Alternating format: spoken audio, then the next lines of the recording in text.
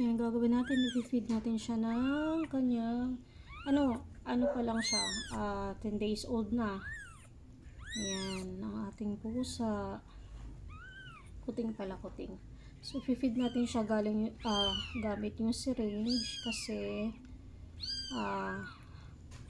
yung mother niya talaga is ayaw magpadede. Ngayon, dalawa kasi yung nanganak. Dalawa yung nanganak na pusa. Nakikidede lang siya dun sa kay Sofia. Kaso, kinukulang gawa nung anak. May anak din siya. 4 yung anak niya, puro itim. So, yung nanay nito ayaw magpadede, kaya kailangan ko siyang i-feed para makadede ng maayos. Ayan o.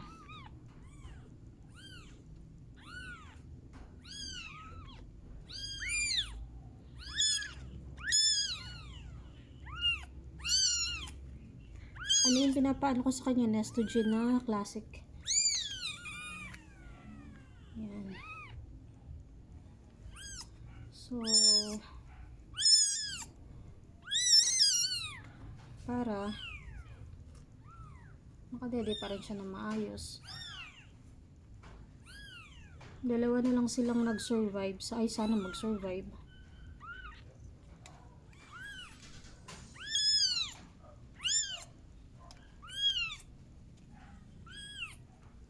Kawawa eh. Yung tatay nito is pure Persian, then yung mama niya is pure Persian din.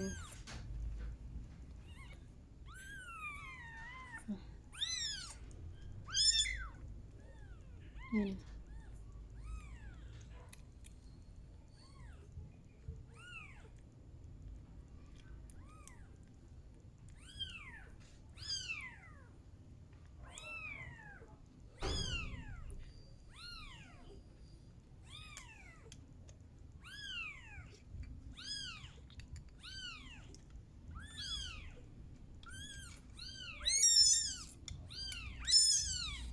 Gusto nilang tumabi doon kaso naiipit kasi sila kasi maraming anak si Sofia.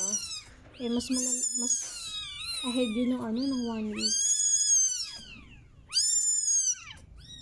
Look. Tumidede talaga siya. Ito.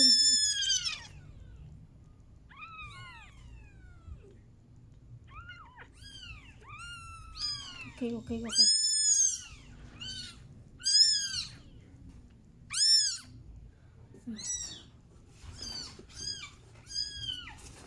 Isa naman. Ito, dilat na yung mata niya.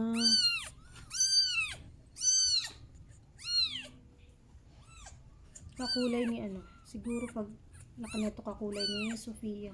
Ni Sofia ni Snowy. Yung papa niya.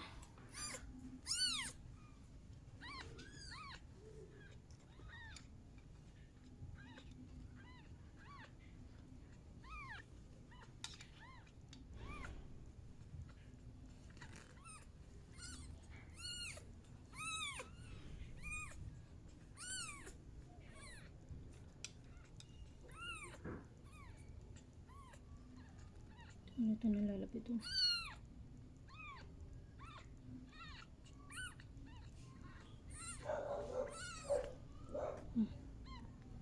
Hindi talaga siya.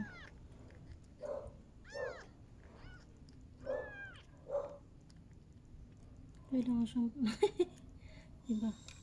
Nasip-sip talaga niya.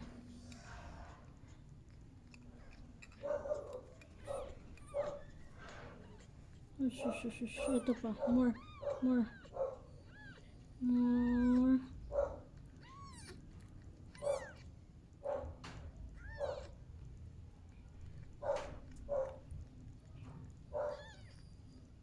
Hindi ko siya pinupush on. Ano ba sinisip-sip niya?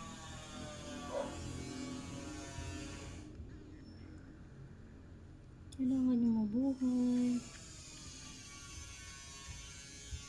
Ayan. So, pinapadede ko siya every 2 hours. Hindi na every 2 hours. Oo, tama. Every 2 hours nga.